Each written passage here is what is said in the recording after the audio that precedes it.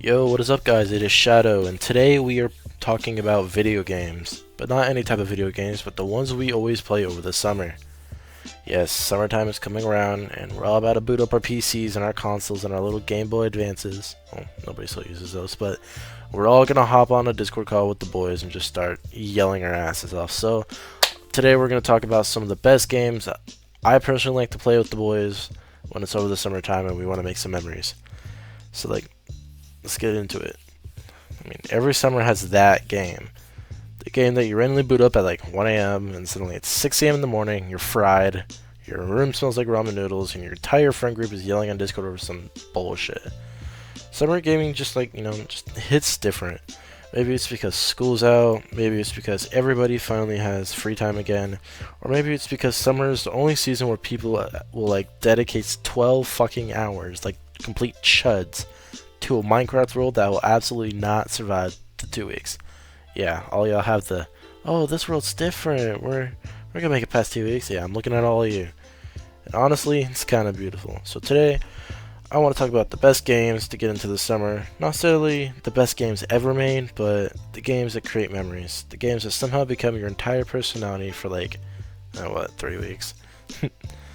Alright, so of course, first up we got Minecraft. I mean, starting a fresh new Minecraft world during a summer break is basically a yearly tradition at this point. And every time, everyone says the same thing. This world's different, blah blah blah. Well, it's all a bunch of lies. And then, I don't know, but fucking what, day 4, you burned down a village, made an underground gambling ring. Some dumbass, probably Riley, trapped themselves in the nether and somebody stole the diamonds. Okay, that'd probably be me. I'm greedy as fuck. But the magic of summer is the Minecraft world. It's not even about progression, it's not actually about beating the game, it's about the stupid shit that happens along the way. Fucking, what was it? I think Riley was like, I know a shortcut through a cave. We were just mining straight down like a dumbass, and just all of us died because we all fell in lava, and it was just hilarious. And then it's 20 minutes later, the entire group is dead trying to recover with nothing but stone swords. Or when somebody spends 7 straight hours making a giant castle while everyone else is living in dirt huts, and then the castle's just hollow on the inside. It's yeah, it's a peaceful survival world, nothing much about that. Alright, that's enough about Minecraft, that one's always gonna get an honorable mention.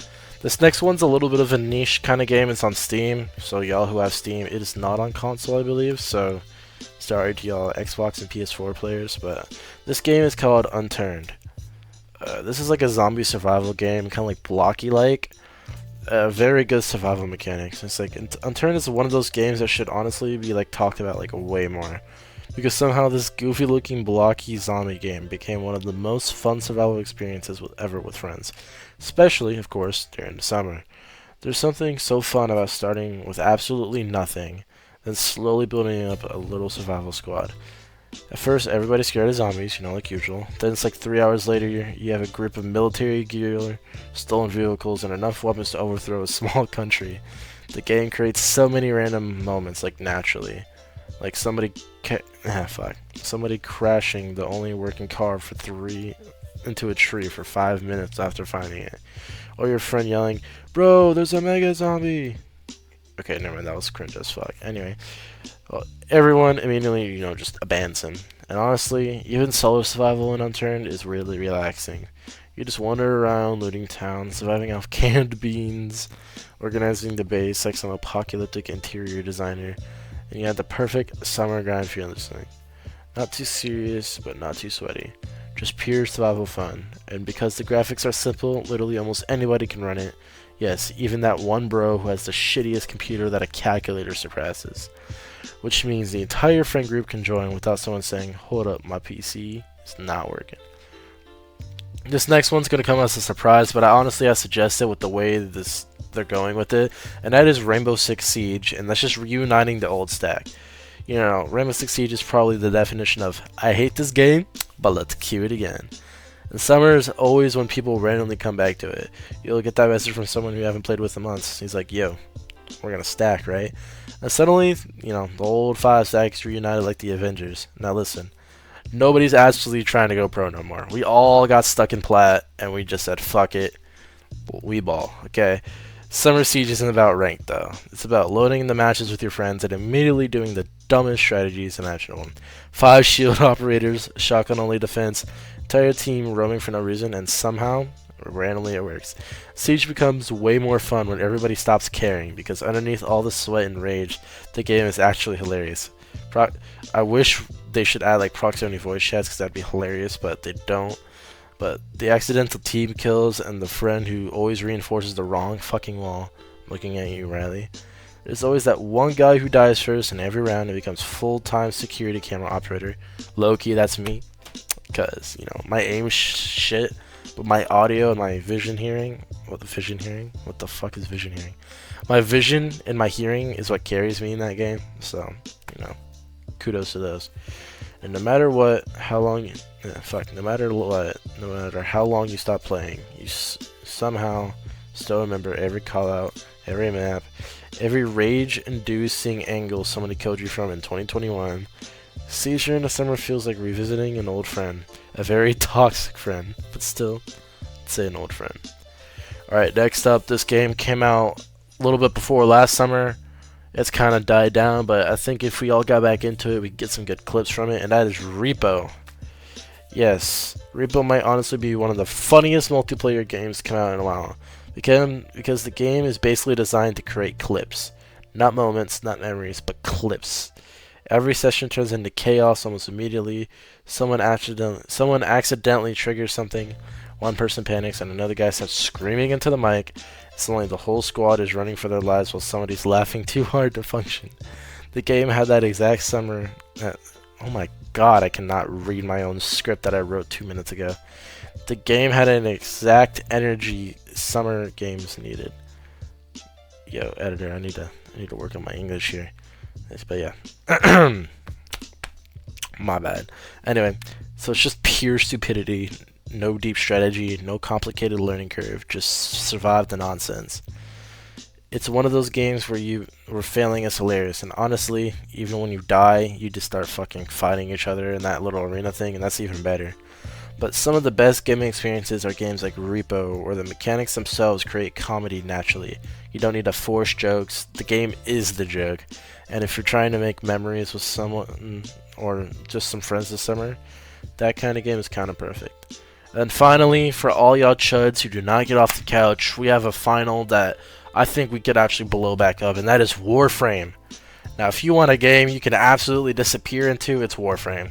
This game is dangerous during summer break because you sit down thinking, I'll play for like an hour, and then suddenly the sun is coming up and you've become a cybernetic space ninja with 17 unfinished objectives. Warframe is the definition of comfort grind. The movement's amazing, of course, the combat is satisfying, and there's always something to work towards. New frames, new weapons, new builds, and somehow the game keeps throwing content at you forever. But what makes Warframe such a good game is the vibe. It's really chill.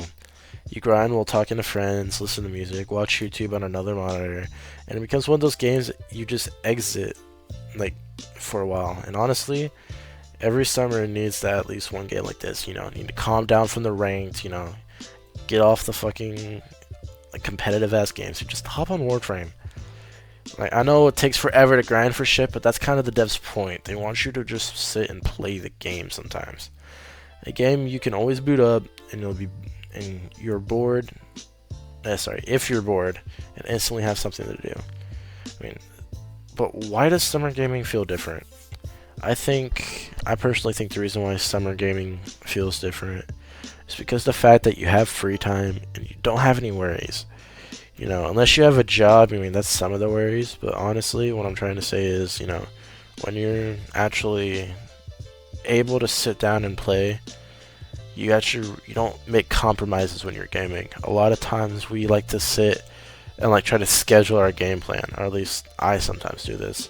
You'll sit there and be like, well, I'll play Siege for like an hour, but then I'll hop off so I still have time to, you know, hop on Valorant or something. I don't know, whatever the hell you all play. And you're so caught up in like, well, I need to win during these hours or else my time is wasted, that you just don't have fun. Because I'm a victim of this. I've done this before too. I've sat there and lost like 3 Siege games in a row. I'm like, dude, it's already 9 o'clock and now I gotta fucking go. And then I just forget that I'm playing a game, not committing to a job. But like right now, I have school, I have a job, and I only have like 2 hours to play a game, and I think that's the most awakening thing for you. When you have no time to game, and then you finally hop on a game, you forget like being competitive, if that makes sense. People who are super competitive at games have nothing else in life to do. If you notice, like esports players, the reason why they're super competitive is because they don't do anything else. Oh, sorry, don't quote me on that, but most of the time they don't really do anything else. They only play the game. And kudos to them. We need good people to put the toxic people in their place. But don't try to beat some 11-year-old who plays the game every night with his mom's credit card buying on the skins, and you could only play for like an hour a night because you have a girlfriend, a job, and school to attend to. Try to enjoy the time that you can. And with that, I think I'm going to close out. This was Shadow. I'm trying to get more into these types of videos because they seem to be really positive on my channel. If you like the gameplay that's been on the screen, leave a like.